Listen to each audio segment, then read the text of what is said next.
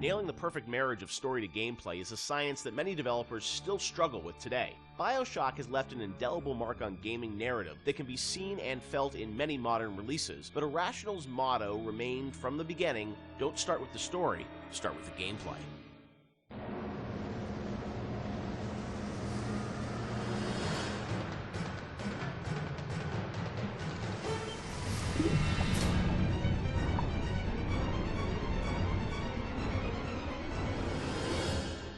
A lot of fans probably wonder about the process you go through in writing the story and the design for a game like BioShock. You've talked about how it evolves over time and what eventually ships is very different than your initial vision.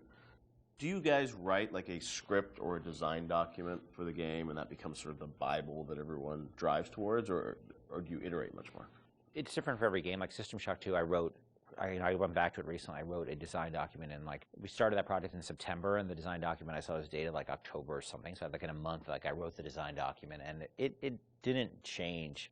A lot of it, got expanded upon, but the basic design really didn't change on that. Where on BioShock, I think it evolved in real time much more. We had a pretty substantial design shift, like a year before the ship date. For BioShock? BioShock, yeah. It got to be much more about the experience of being in Rapture than about being in your character sheet. And so the game evolved more towards that experiential kind of thing and making sure every idea was expressed in the world as well as just on your character sheet. So before you'd have a lot of things like, oh, I'm doing fire damage or electrical damage, but that was sort of a number flying off ahead versus, the whole notion of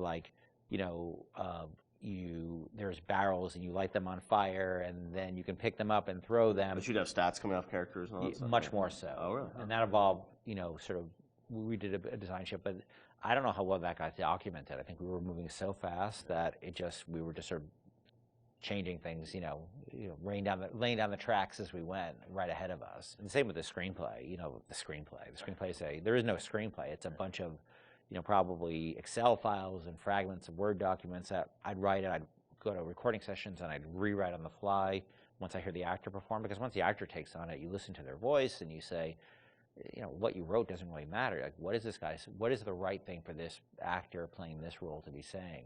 So I tend to do a lot of rewriting in the session. And then you have a bug late at night where somebody says, oh, this doesn't make any sense. And you're like, oh God, you have to write a new audio log and try to get the actor back in.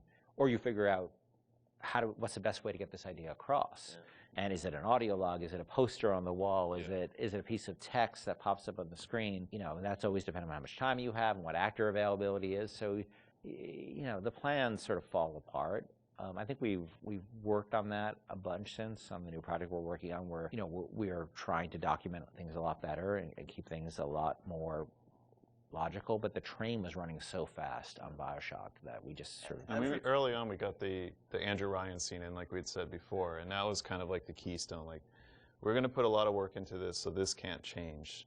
Everything that happens before or after that don't really involve a lot of departments working together to make a scene, those things are very malleable, and if you need to change audio logs to represent a story, if you need to add lines or take away lines, that's very doable. And I think for a while we even had text-to-speech. We even did that, I remember for Infinite with Booker and Elizabeth and all their dialogue, and that really didn't work very well, because you'd have these dramatic scenes, and it'd be like, Elizabeth, we need to go to Comstock, and it just... Yeah. At some point it almost had no value as far as I was concerned.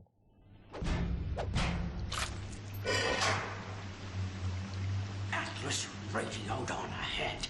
Says you were looking for an invite to the fisheries. Nuts, I say. But if you heads up to the Wharf Master's office and find old Peach on research camera, maybe I could manage an invite.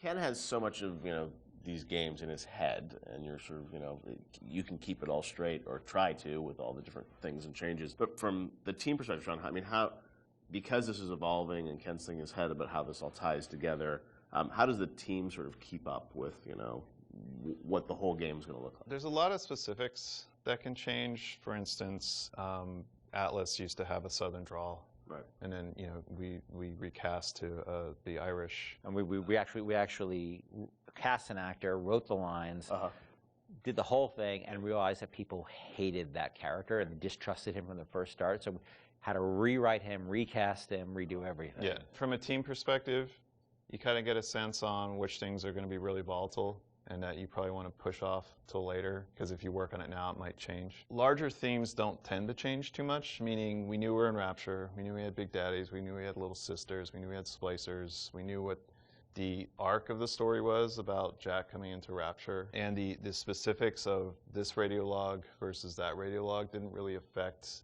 anyone outside the audio team at that time, because we could still build the environment. We still knew what the environment was. We still knew what the animations were. There are areas you learn just by working in the same space for a while that this scene, I'm not touching this yet because I know that it's going to get changed a lot.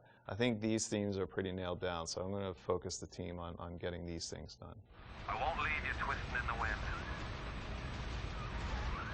We're going to need to draw out of hiding, but you're going to have to trust me.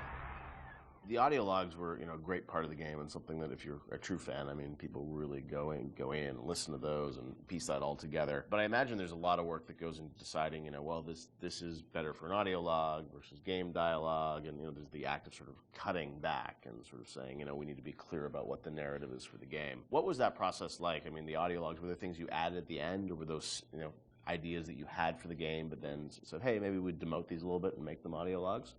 As Sean was saying, there's sort of a hierarchy of expense that you have to face, and so any ideas you have to get across, especially as you start playing the game, you realize, well, this doesn't make sense, that doesn't make sense. You have to figure out how you can introduce that idea. And generally, as the train is moving, you try to think of cheaper and cheaper ways to get those ideas across. If it's less important, it goes to an audio log. If it's less important, it goes to a poster on the wall. Well, there's also characters that you can bring in that have audio logs that aren't, Atlas, Tenenbaum, those are your big ones. You can bring in somebody to do a short, a few different audio logs. It's a character that some players may not even find, but right. It adds a little bit of depth to Rapture. And it also, usually characters, each character generally is about a certain idea, and we don't just sort of come up with characters, we have an idea problem that we need to solve, and so let's introduce a character who's this guy, and he will be the guy who sort of shepherds you through that idea. Julie, my dear, I am trying to run a business here. You want to spend time with my honeybees? Well, I'm going to have to start charging you for the pleasure. If I come out one more time and find you lolling out there amongst my hives, I'm grabbing my shotgun. As to your question, yes, my days in beekeeping school are a blur. But I do seem to remember something about that enzyme you keep blabbing on about.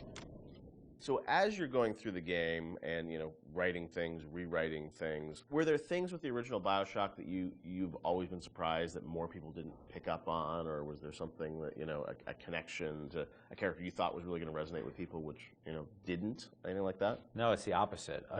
I was amazed, I don't know how you felt, but I was amazed how many people connected to the Would You Kindly stuff.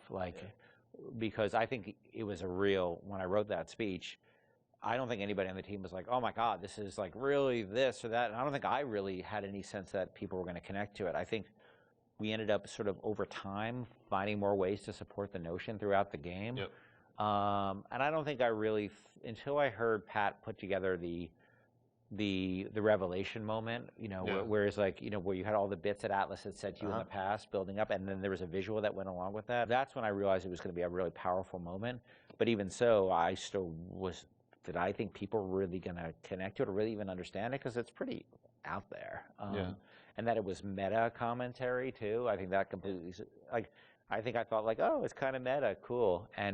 But people connected to it in a much bigger way. Yeah, the choice to age and everything, and also just, being able to kind of roll back and think of all those other moments throughout the game. And so, a great revelation like that, they're few and far between in games where you sort of then you want to play it again, you're oh wow, really, that does all make sense, right? Yeah, I think as a team, we were definitely proud of what we had done. But up till that point, SWAT 4 was the biggest game that we worked on, and we had no expectation of that anybody would pick this up. Or even BioShock cosplay. I remember the first cosplay I saw with the guy in the Big Daddy suit, and his little daughter was in the kitchen cabinet. I think that was the first one I saw. I was like, whoa, people know know this stuff? That's insane. Yeah, people were building these outfits, and that only expanded with Infinite. I mean, that sort of went crazy with Infinite, with people cosplaying Elizabeth and Luteces and Booker. It meant a lot to people, and I don't think that's something we ever saw coming, and we're deeply grateful for it, because it's one thing to make a game and get good reviews and stuff like that. It's another thing to have things that people are having their weddings themed around it, and their tattoos and naming their children after characters. You can't plan for that, and I think the only way that could happen is if you just make something that you're deeply in love with and passionate about. I can say we were. It was something there's a lot of passion on the team about, but we didn't know people were going to take away what they did. Would you kindly? Would you kindly? Powerful phrase. Familiar phrase. Would you kindly? Would you kindly get this? Would you kindly find that? Would you kindly find that? Would you kindly find? Would you kindly get this? Would you kindly head to Ryan's office and kill the son of a bitch? Part of the challenge with that, though, is when people love fiction so much and they dive into every word written in every audio log and try and connect all the fiction, make sure it all makes sense. Are there any things from that game that you sort of look back and say, like, oh wow, like we didn't explain this and we should have, or things that fans have misinterpreted over the years?